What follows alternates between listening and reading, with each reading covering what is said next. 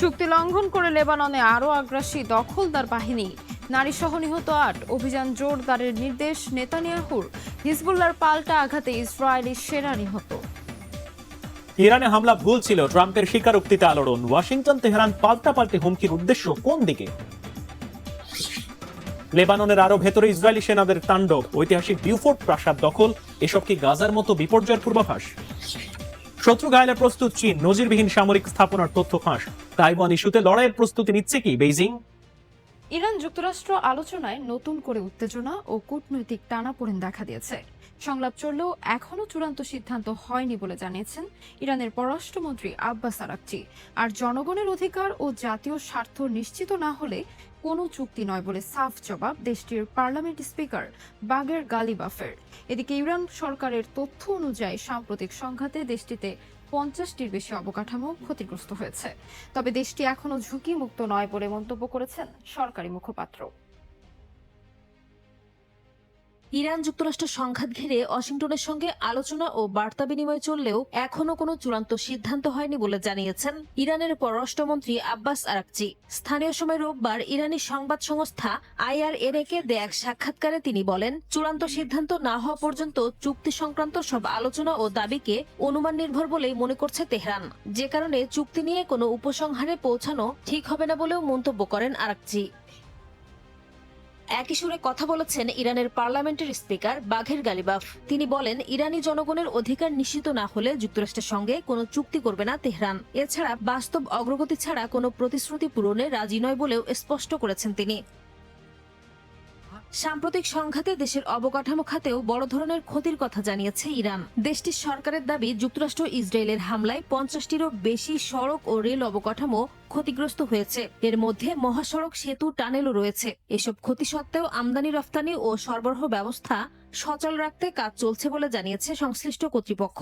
তবে যুদ্ধের সরাসরি সংঘাত কমে এলেও দেশটি এখনো পুরোপুরি ঝুঁকিমুক্ত নয় বলে জানিয়েছেন ইরানের সরকারি মুখপাত্র ফাতেমেহ মোহাজেরানি। এদিকে হরমুজ প্রণালীতে নিজেদের নিয়ন্ত্রণ ও সক্ষমতার বার্তা দিয়েছে ইরানের বিপ্লবী গার্ড IRGC। জলপথ দিয়ে 24 ঘন্টায় 28টি বাণিজ্যিক জাহাজ নিরাপদে অবতরণ করেছে বলেও দাবি তাদের। IRGC বলছে, বিশ্বের অন্যতম গুরুত্বপূর্ণ এই নৌপথে নিরাপত্তা ও নজরদারি অব্যাহত রয়েছে। চলমান উত্তেজনার মধ্যে ইরাকের উত্তরাঞ্চলে সশস্ত্র গোষ্ঠীগুলোর অবস্থান লক্ষ্য করে হামলার দাবি করেছে IRGC। যদিও কোন গোষ্ঠীকে লক্ষ্য করে হামলা চালানো হয়েছে বা কোথায় হামলা হয়েছে সে বিষয়ে বিস্তারিত তথ্য প্রকাশ করা হয়নি। ইরানে হামলা চালানো ঠিক হয়নি, হুট করে এমন মন্তব্য কেন মার্কিন প্রেসিডেন্ট ডোনাল্ড ট্রাম্পের? তাও আবার ফক্স নিউজে দেওয়া সাক্ষাৎকারে। হামলা পরবর্তী পরিস্থিতিতে পদে পদে ব্যর্থতার চাপে মনোবল হারাচ্ছেন কি প্রেসিডেন্ট ট্রাম্প? অন্যদিকে ইরানের সাথে শান্তি চুক্তির দর কষাকষির মাঝপথে প্রয়োজনে আবার হামলা শুরুর হুমকি দিয়েছেন মার্কিন প্রতিরক্ষা মন্ত্রী পিট হেগসেট। অবশ্য মার্কিন সামরিক আগ্রাসনে হলে আগের থেকে আরো জোরালো প্রতিরোধ আর হামলা চালিয়ে চরম শিক্ষা দেওয়ার হুমকি দিয়েছে ইরানের সশস্ত্র বাহিনী। বিস্তারিত নাইম আহমেদের ডেস্ক রিপোর্টে। যতই দিন যাচ্ছে সুর নরম হচ্ছে যুক্তরাষ্ট্রের, অন্যদিকে সময়ের সাথে সাথে আরো কঠোর অবস্থানে ইরান। খামেনির দেশের উপর বর্বর হামলা আর হাজারো বেসামরিক নাগরিককে হত্যার 3 মাস পেরিয়ে যাওয়ার পর এই প্রথম খোদ মার্কিন প্রেসিডেন্ট ডোনাল্ড ট্রাম্প স্বীকার করলেন ইরানে হামলা চালানো ভুল ছিল। হঠাৎ কেন এই স্বীকারোক্তি? জেগেছে এমন প্রশ্ন। And shouldn't have been in Iran, but Iran has the capability. If we didn't hit them with the B-2 bombers.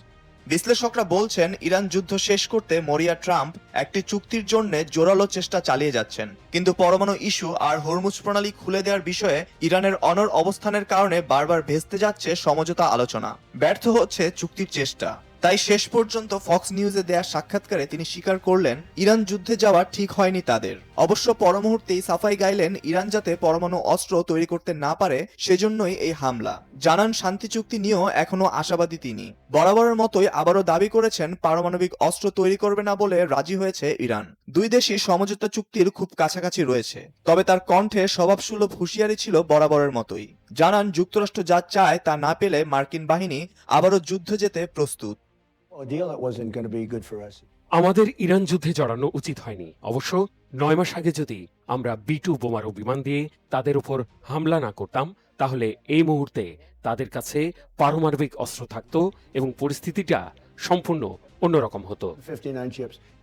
ফের যুদ্ধ শুরুর হুঁশিয়ারি দিয়েছেন মার্কিন প্রতিরক্ষা মন্ত্রী পিট হেগসেথও। শনিবার সিঙ্গাপুরে সাংবাদিকদের তিনি বলেছেন, যুক্তরাষ্ট্র এখন এমন অবস্থানে আছে, প্রয়োজনে দ্রুততম সময়ে ইরানের বিরুদ্ধে আবার সামরিক ব্যবস্থা নিতে পারবে। হেগসেথের দাবি, ইরান কখনো পারমাণবিক অস্ত্রের অধিকারী হতে পারবে না। এমন শর্ত মেনে নেওয়ার উপরই চুক্তি হওয়া না হওয়া নির্ভর করছে। ইরান খুব স্পষ্টভাবে জানে আমরা কি চাচ্ছি এবং তা পূরণ করার দায়িত্ব ইরানের। আলোচনা ফলপ্রসূ হয়েছে। আমি বেশ আত্মবিশ্বাসী প্রেসিডেন্ট ট্রাম্প চমৎকার একটি চুক্তি করবেন যা যুক্তরাষ্ট্রের জন্য গৌরব বয়ে আনবে, নিরাপত্তা নিশ্চিত করবে, পুরো বিশ্বের ইরানের হাতে যেন কখনো পারমাণবিক অস্ত্র না আসে সেটিও নিশ্চিত করবেন মার্কিন প্রেসিডেন্ট। তবে যথারীতি যুক্তরাষ্ট্রের হুমকিকে পাত্তা দিচ্ছে না ইরান। দেশটির পার্লামেন্ট স্পিকার মোহাম্মদ বাগের গালিবাফ সাফ জানিয়ে দিয়েছেন, চুক্তিতে ইরানের অধিকারের বিষয়টি পুরোপুরি নিশ্চিত না হওয়া পর্যন্ত কোনো কিছুতে সই করবে না তারা। যুক্তরাষ্ট্রের কথা ও প্রতিশ্রুতিতে ইরানের বিন্দুমাত্র আস্থা নেই। যতক্ষণ না আমরা নিশ্চিত হচ্ছি যে ইরানের জনগণের অধিকার সুরক্ষিত হয়েছে, ততক্ষণ আমরা কোনো চুক্তিতে রাজি হব না। ইরানের জনগণের নিরাপত্তা নিশ্চিতে আমরা সবকিছু করতে প্রস্তুত। তিনি বলেন, যে কোনো আগ্রাসনের মুখ্যম জবাব দিতে পুরোপুরি প্রস্তুত তারা। নতুন কোনো আগ্রাসনের জবাব দিতে আগের যে কোনো সময়ের চেয়ে ইরান অনেক বেশি শক্তিশালী বলে হুঁশিয়ার করে দিয়েছেন দেশটির সেনাবাহিনীর সমন্বয়ক বিষয়ক উপপ্রধান রিয়ার অ্যাডমিরাল হাবিবুল্লাহ সাইয়ারি।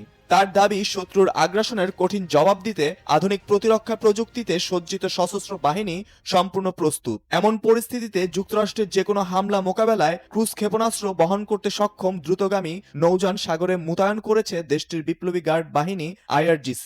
বিশ্লেষকদের মতে, ইরান ও যুক্তরাষ্ট্রের মধ্যকার পরিস্থিতি এখনো অনেক ঘোলাটে। চূড়ান্ত চুক্তির কাছাকাছি পৌঁছেনি দুপক্ষ। যুক্তরাষ্ট্রের ইরান যুদ্ধে জড়ানো উচিত হয়নি বলে বিস্ফোরক মন্তব্য করেছেন প্রেসিডেন্ট ডোনাল্ড ট্রাম্প। ইরান পারমাণবিক অস্ত্র না বানাতে সম্মত হয়েছে বলেও দাবি করেন ট্রাম্প।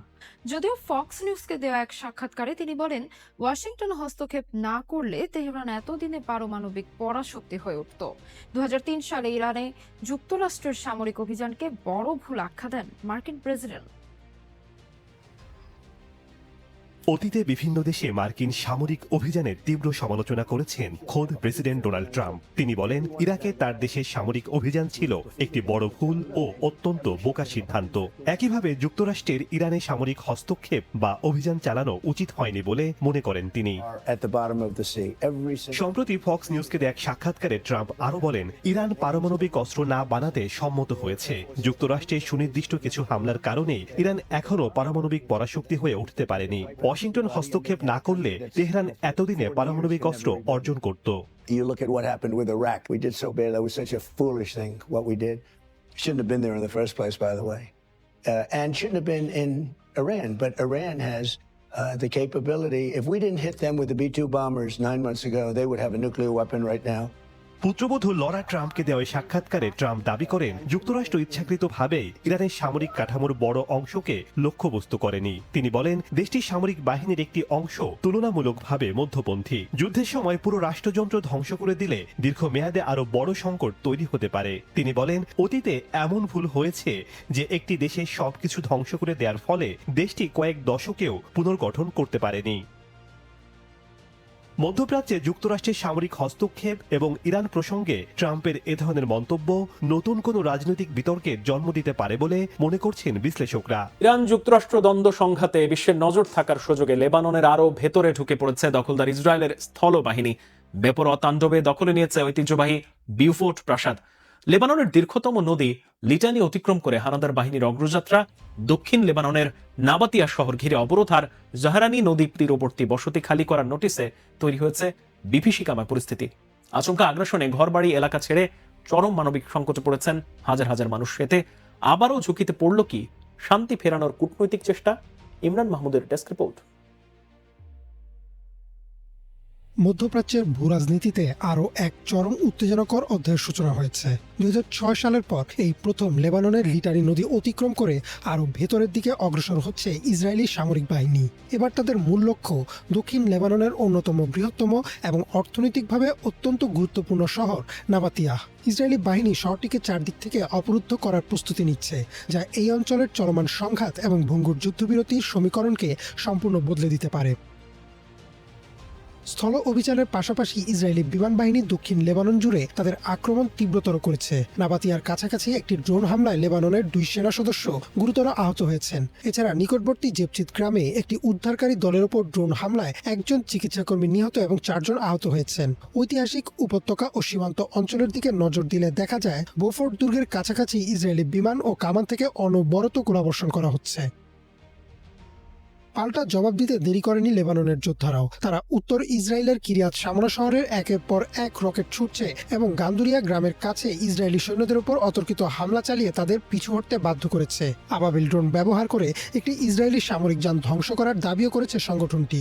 একই সাথে উত্তর ইসরায়েলের ইয়াহরা বেরাক এবং লেবাননের নাকুরা গ্রামে অবস্থিত ইসরায়েলি সামরিক কমান্ড সদর দফতরে ড্রোন ও ক্ষেপণাস্ত্র হামলা চালানো হয়েছে। দুই পক্ষের এই তুমুল লড়াইয়ের মাঝে পড়ে সাধারণ মানুষের জীবন পুরোপুরি বিপর্যস্ত হয়ে উঠেছে। ইসরায়েলি সেনাবাহিনী ইতোমধ্যেই দক্ষিণ লেবাননের অন্তত 10টি গ্রামের বাসিন্দাদের অবিলম্বে ঘরবাড়ি ছেড়ে চলে যাওয়ার নির্দেশনা দিয়েছে। এই নির্দেশের ফলে এক ভয়ঙ্কর মানবিক সংকটের সৃষ্টি হয়েছে।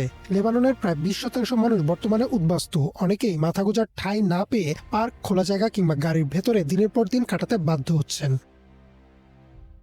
এই ভয়াবহ পরিস্থিতির মধ্যেই রাজনৈতিক অঙ্গনে শান্তি প্রতিষ্ঠার চেষ্টা চলছে। ওয়াশিংটনে মার্কিন প্রশাসনের মধ্যস্থতায় ইসরায়েল এবং লেবাননের কর্মকর্তাদের মধ্যে যুদ্ধবিরতির চুক্তি নিয়ে আলোচনা চলছে। লেবাননের হরমুজ প্রণালী ঘিরে নতুন এক কৌশল সামনে এনেছে ইরান। এবার প্রণালীর তলদেশ দিয়ে যাওয়া গুরুত্বপূর্ণ সাবমেরিন কেবলের উপর নিয়ন্ত্রণ প্রতিষ্ঠা ও বৈশ্বিক প্রযুক্তি জায়ান্টদের কাছ থেকে ফি আদায়ের পরিকল্পনা করেছে তেহরান। এতে গুগল, মেটা ও অ্যামাজনের মতো প্রতিষ্ঠানগুলোকে ইরানি আইন মেনে চলার হুঁশিয়ারি দেওয়া হয়েছে। মার্কিন নিষেধাজ্ঞার কারণে এই ফি আদায় নিয়ে ধোঁয়াশা থাকলেও যুদ্ধ পরিস্থিতিতে এটিকে ইরানের বড় একটি অর্থনৈতিক চাল হিসেবে দেখছেন বিশ্লেষকরা। পশ্চিমাদের ওপর প্রতিশোধ হিসেবে এবার হরমুজ প্রণালীর তলদেশে ইন্টারনেট লাইনের ওপর নজর দিয়েছে ইরান। ইউরোপ, এশিয়া ও পারস্য উপসাগরীয় অঞ্চলের মধ্যে তথ্য বহনকারী সাবমেরিন কেবলের ওপর নিজেদের নিয়ন্ত্রণ প্রতিষ্ঠা করতে চায় মুজতবা প্রশাসন। গেল সপ্তাহে ইরানের আইন প্রণেতারা আরব দেশগুলোর সঙ্গে ইউরোপ, এশিয়াকে সংযুক্তকারী এই কেবলগুলোকে লক্ষ্য করে একটি বিশেষ পরিকল্পনা নিয়ে আলোচনা করেছেন বলে জানিয়েছে গণমাধ্যম। ইরানের সামরিক মুখপাত্র জানান, ইন্টারনেট কেবলের ওপর ফি আরোপ করবে তেহরান। এই পরিকল্পনার আওতায় গুগল, মাইক্রোসফট, মেটা এবং আমাজনের মতো বিশ্বসেরা প্রযুক্তি প্রতিষ্ঠানগুলোকে ইরানি আইন মেনে চলতে হবে। একই সঙ্গে এই কেবলগুলোর মেরামত ও রক্ষণাবেক্ষণের একচেটিয়া অধিকার কেবল ইরানি কোম্পানিগুলোর কাছেই থাকবে। ইরানি সংবাদ মাধ্যমগুলোর দাবি, তাদের জলসীমায় থাকা কেবলের জন্য ফি চাওয়া আন্তর্জাতিক আইন বা 1982 সালের জাতিসংঘের সমুদ্র আইন চুক্তির পরিপন্থী নয়। এক্ষেত্রে তারা মিশরের উদাহরণ টেনেছে, যারা সুয়েজ খালের কৌশলগত অবস্থান ব্যবহার করে সাবমেরিন কেবল থেকে বার্ষিক কোটি কোটি ডলার ট্রানজিট এবং লাইসেন্স ফি আয় করে। তবে মার্কিন নিষেধাজ্ঞার কারণে এই প্রযুক্তির জায়ান্টরা ইরানকে কোনো অর্থ প্রদান করতে পারবে কিনা তা নিয়ে প্রশ্ন রয়েছে। বিশ্লেষকরা মনে করছেন, মার্কিন প্রেসিডেন্ট ডোনাল্ড ট্রাম্পের চীন সফর শেষে ফের যুদ্ধ শুরু হওয়ার আশঙ্কার মুখে ইরান বিশ্বকে বুঝিয়ে দিচ্ছে সামরিক শক্তির বাইরেও তাদের হাতে শক্তিশালী অর্থনৈতিক অস্ত্র রয়েছে। বিশ্লেষকরা বলছেন, সাবমেরিন কেবলে যে কোনো হামলায় বিভিন্ন মহাদেশে ইন্টারনেট বিপর্যয় নেমে আসতে পারে। ফারহাদ চৌধুরী, সময় সংবাদ। লেবাননের দক্ষিণাঞ্চলে একাধিক বিমান ও ড্রোন হামলা চালিয়েছে ইসরায়েল। এতে নারী সহ 8 জন নিহত হয়েছেন। হাসপাতাল কর্মী সহ আহত হন অন্তত 20 জন। জবাবে হিজবুল্লাহর হামলায় এক ইসরায়েলি সেনা নিহতের খবর পাওয়া গেছে। এদিকে 900 বছরের পুরনো বিউফোর্ট দুর্গ দখলের পর হিজবুল্লাহ নিয়ন্ত্রিত এলাকাগুলোকে অভিযান আরও জোরদারের নির্দেশ দিয়েছেন ইসরায়েলি প্রধানমন্ত্রী বেনিয়ামিন নেতানিয়াহু। যুদ্ধবিরতির তোয়াক্কা না করে দক্ষিণ লেবাননে হামলা জোরদার করেছে ইসরায়েল। স্থানীয় সময় রোববার বিভিন্ন শহরে বিমান ও ড্রোন হামলা চালায় দখলদার বাহিনী। টাইরের কাছে অবস্থিত আব্বাসিয়াহ ও হাসপাতাল সংলগ্ন এলাকাও লক্ষ্যবস্তু বানানো হয়। দিনভর হামলায় বেশ কয়েকজন নিহত হয়েছে বলে জানা গেছে। হাসপাতাল কর্মী সহ আহত হয়েছেন অনেকে। হামলার পর ধ্বংসস্তূপের নিচে নিখোঁজদের সন্ধানে উদ্ধার অভিযান শুরু করে স্থানীয়রা। পাল্টা জবাবে হিজবুল্লাহ ড্রোনের আঘাতে এক ইসরায়েলি সেনা নিহত হয়েছেন বলে দাবি করেছে দখলদার বাহিনী। এছাড়া ইসরায়েলের উত্তরাঞ্চলে আকাশ প্রতিরক্ষা ব্যবস্থায় শত্রুপক্ষের যুদ্ধবিমান শনাক্তের দাবি করা হয়েছে। পাশাপাশি লেবানন থেকে ছোড়া 2টি প্রজেক্টাইল ভূপাতিতেরও কথা জানিয়েছে তারা। একই সঙ্গে যুদ্ধ শুরু হওয়ার পর থেকে হিজবুল্লাহর 900-র বেশি সদস্যকে হত্যার দাবি করেছে নেতানিয়াহু বাহিনী। এমন পরিস্থিতির মধ্যে লেবাননে স্থল অভিযান আরও বিস্তারের নির্দেশ দিয়েছেন ইসরায়েলি প্রধানমন্ত্রী বিনিয়ামিন নেতানিয়াহু। তিনি বলেন, সেনাদের হিজবুল্লাহ নিয়ন্ত্রিত এলাকার আরও ভেতরে প্রবেশ এবং অভিযান আরও জোরদার করতে হবে। বিউফোর্ট দুর্গ ও আশপাশের কৌশলগত এলাকা দখলকে বড় অগ্রগতি হিসেবেও উল্লেখ করেন তিনি। আমাদের যোদ্ধারা বিউফোর্ট ঘাঁটি দখল করে সেখানে ইসরায়েলের পতাকা উত্তোলন করেছে। আমি আইডিএফ কে লেবাননে অভিযান আরো বাড়ানোর নির্দেশ দিয়েছি। আর এখন নির্দেশ হলো হিজবুল্লাহ নিয়ন্ত্রিত এলাকাগুলোর আরো ভেতরে যাওয়া এবং অভিযান বাড়ানো। এদিকে চলমান সংঘাতে লেবাননে 12 লাখের বেশি মানুষ বাস্তুচ্যুত ও 3000-এর বেশি মানুষের মৃত্যু হয়েছে বলে জানিয়েছে দেশটির সরকার। পরিস্থিতি নিয়ে উদ্বেগ প্রকাশ করেছে কাতার। ইসরায়েলের হামলা ও স্থল অভিযান আন্তর্জাতিক আইনের লঙ্ঘন উল্লেখ করে এটি দ্রুত বন্ধ হওয়া উচিত বলেও মন্তব্য করেছে দেশটি। সামরিক আগ্রাসন থেকে শিক্ষা নিয়ে চেনা শত্রু যুক্তরাষ্ট্রকে ঘোলা পানি খাওয়ানোর প্রস্তুতি নিচ্ছে চীন। ব্রিটিশ সংবাদ সংস্থা রয়টার্সের প্রতিবেদনে দাবি করা হয়েছে, চীনের নয়া সামরিক অবকাঠামোয় প্রথমে হামলা চালিয়েও সুবিধা নিতে পারবে না মার্কিন বাহিনী। ধ্বংস করা যাবে না বেইজিং এর পাল্টা হামলার সক্ষমতা। প্রত্যন্ত মরু অঞ্চলে গড়ে তোলা এই অবকাঠামোয় আছে ক্ষেপণাস্ত্র উৎক্ষেপণ প্যাড, বাংকার এবং যোগাযোগের বিশাল নেটওয়ার্ক। কেন এই আগাম প্রস্তুতি? তাইওয়ান নিয়ে ওয়াশিংটনের সাথে তিক্ত টানাপোড়েনে চরম পরিণতির আশঙ্কা করছে কি বেইজিং? শহীদ আরাফাতের ডেস্ক রিপোর্ট। চীনের পারমাণবিক নীতির অন্যতম ভিত্তি হল আগে পারমাণবিক অস্ত্র ব্যবহার না করা, অর্থাৎ চীনের বাহিনী আগে থেকে কোনো পারমাণবিক যুদ্ধ শুরু করবে না। তবে শত্রুপক্ষ প্রথমে হামলা চালালে নিজেদের অস্ত্র যেন অকেজো হয়ে না পড়ে সে বিষয়ে সতর্ক চীন।